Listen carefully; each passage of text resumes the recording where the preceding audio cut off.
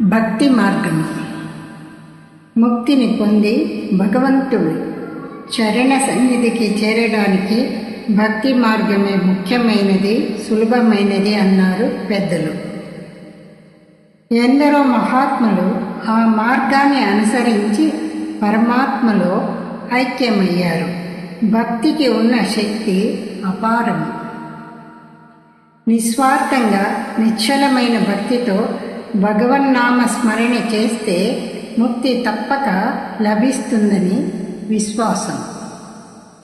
మహాభారతాన్ని రచించిన తర్వాత వేదవ్యాసుడు విచారంగా ఉండటం గమనించిన నారద మహర్షి కారణమేమిటని అడిగాడు.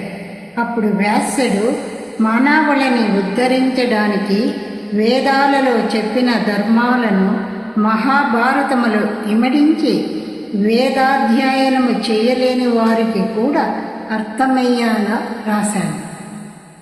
అయినా ఏదో తెలియని అశాంతి నన్ను వెన్నాడుతుంది. మనశ్శాంతి కలగాలంటే ఏమి చేయాలో తెలపమని ప్రార్థించాడు.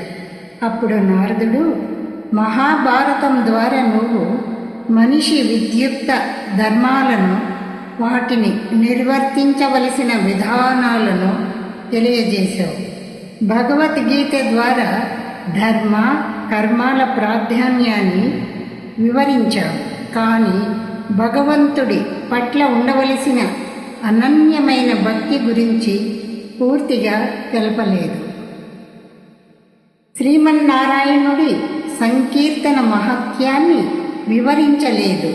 ముక్తిని పొందడానికి, భగవంతుణ్ణి చేరడానికి ధర్మాచరణాలతో పాటుగా భక్తి మార్గాన్ని అనుసరించాలి. కాబట్టి నారాయణుని కీర్తిస్తూ గానం చేయి. మానవుడికి భగవంతుడి విశ్వరూపాన్ని, భగవదవతారాన్ని, విశేషాలని తెలియజేయి. అనంతుడు, పరమపురుషుడు, ద్వంద్వాతీతుడైన భగవంతుడు ఎలా సర్వజీవులకు ప్రాణాధారంగా ఉన్నాడో వివరించు. భిన్నమైన రూపనామాలతో ఎందుకు భూమిపైన అవతరించి సామాన్యుడులా సంచరిస్తున్నాడో తెలియజేసేలా శ్రీమన్నారాయణుడి వైభవాన్ని కీర్తించు. ప్రజలకు నారాయణ కీర్తన ప్రాధాన్యాన్ని స్పష్టంగా వివరించు. భగవంతుణ్ణి కీర్తించే పదాజాలము సరిగ్గా లేకపోయినా, మధురంగా గానం చేయలేకపోయినా ఆయన అనుగ్రహంలో లోపము ఉండదు. నిరంతరము దైవనామ స్మరణ చేయడం వల్ల మనిషిలోని దుష్టబుద్ధులు తొలగిపోయి సహజమైన సాత్విక స్వభావము అగ్ని వల్లే ప్రజ్వలించి కర్మఫలాన్ని నశింపజేస్తుంది, విముక్తిని ప్రసాదిస్తుంది. హృదయాలలో భగవంతుడిపై భక్తి ప్రేమను నిలుపుకున్న వారి పాపాలన్నీ ప్రక్షళితమై ముక్తి పొందగలరని తెలియజేయి.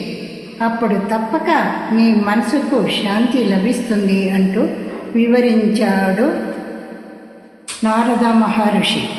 నారద మహర్షి ఉపదేశాన్ని అనుసరించి వ్యాసుడు భాగవత రచన చేసి మానవులకి కానుకంగా అందించి మనశ్శాంతిని పొందాడు.